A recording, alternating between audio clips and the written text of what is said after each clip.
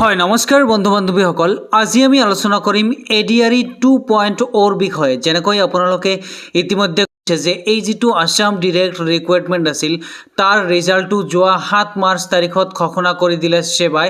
এতিয়া কথাটো হ'ল কি যে এই যিটো কাট অফ গৈছে সেয়া গ্ৰেড 3 হওক বা আপোনালোকৰ গ্ৰেড 4 হওক। আজি বেচিক্যালি আমি আলোচনা কৰিম গ্ৰেড 4ৰ বিষয়ে। গ্ৰেড 4ত যিটো আপোনালোকৰ কাট অফ গৈছে সেইটো একদম ভবাতকৈ বেলেগ, অৰ্থাৎ এডিআৰই 1ত আপোনালোকৰ যি জেনেৰেল কেটেগৰীত 74 কাট অফ গৈছিল সেইটো কাট অফ এইবাৰ আহি আপোনালোকৰ গ'ল 91.5। ইয়াতে চাবলৈ পাৰিছে।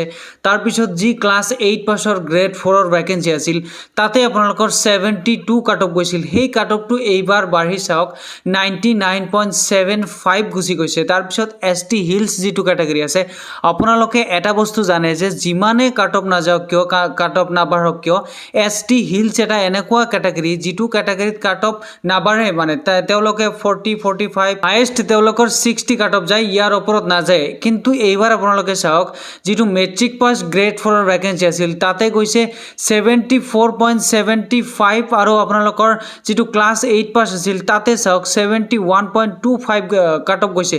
ফিমেল সকলৰ এইটো আটাইতকৈ ডাঙৰ কথা যে ফিমেল সকলৰ চাওক যিটো কেটেগৰীত এডিআৰই 1ত আপোনালোকৰ অল গৈছিল, ST হিলছ কেটেগৰীৰ ছোৱালীয়ে এক্সামত অৱতীৰ্ণ হৈছিল, গোটেইখিনিক পাছ কৰাই দি চাকৰি দিব লগা হৈছিল, সেইটো কেটেগৰীটো এইবাৰ আপোনালোকে চাওক 71.5 কাট অফ গৈছে।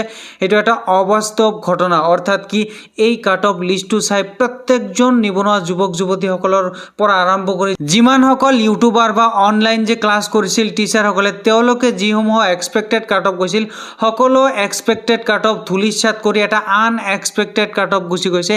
এইটো কথা চিন্তা কৰিব যে এই যিটো কাট অফ লিষ্ট আপোনালোকে চাবলৈ পাৰিছে, এই লিষ্টটো চোৱাৰ পিছত আপোনালোকৰ এটা কথা ভাবিবই লাগিব, চাওক আমাৰ অসমত তেতিয়াহ'লে নিবনুৱা মানুহৰ সংখ্যা কিমান বাঢ়ি গৈছে আৰু এটা চাকৰিৰ ক্ষেত্ৰত কি লেভেলত আপোনালোকৰ কম্পিটিশ্যন হৈ গৈছে। ST হিলছ হওক, টি ট্ৰাইব হওক, আদিবাসী যে কেটেগৰী আছে তেওঁলোকৰো মোটামুটি 60+ 70+ কাট অফ গুচি গৈছে। ফিজিকেল হেণ্ডিকেপ যিটো কেটেগৰীত আপোনালোকৰ এডিআৰই 1 যে আছিল তাতে আপোনালোকৰ কেৱল মাত্ৰ 135 নম্বৰৰ ভিতৰত 39 কাট অফ গৈছিল, সেইটো কাট অফো এইবাৰ আপোনালোকে চাওক 69.75 গুচি গৈছে। অৰ্থাৎ কি ল'ৰা ছোৱালী পঢ়া ষ্টাৰ্ট কৰিছে। প্ৰত্যেকজন নিবনুৱা যুৱক যুৱতীসকলৰ কেৱল মাত্ৰ এটাই ভাৱনা, এটাই চিন্তা, সেইটো হ'ল গভৰ্ণমেণ্ট চাকৰি লাগে। তো এই কাট অফত যিমানসকল আমাৰ অসমীয়া নিবনুৱা যুৱক যুৱতীসকলে পাছ কৰিবলৈ সক্ষম হৈছে, ৰিজাল্টত নাম আহিছে, তেওঁলোকক মোৰ ফালৰ পৰা অশেষ ধন্যবাদ দিছোঁ। আপোনালোকে নেক্সট যিটো ষ্টেপ আছে ভাইভা টেষ্ট, এই ভাইভা টেষ্টৰ কাৰণে আপোনালোকে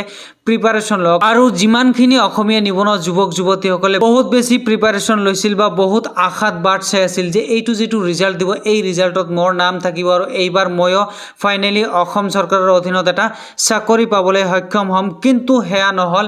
এইটো যিটো ৰিজাল্ট দিছে এই ৰিজাল্টত সেইসকল মানুহৰ নাম নাই। প্ৰায় 95 নম্বৰ এটা উঠাবলৈ সক্ষম হৈছে, তাৰপিছতো ৰিজাল্টত নাম নাহিলে তেওঁলোকক মই কৈছোঁ আগন্তুক যিটো 3.0 আছে এডিআৰই, আপোনালোকে বহুতে ভাবিব যে এইটো 3.0 আৰু নাহে, মোৰ জীৱনটো শেষ, মোৰ লাইফটো শেষ। এইটো আপোনালোকে কেতিয়াও নাভাবিব। আপোনালোকে এটা বস্তু ভাবক যে 2026 চনত আপোনালোকৰ মাৰ্চ মাহত এছেম্বলি ইলেকশ্যন হ'বলৈ গৈ আছে।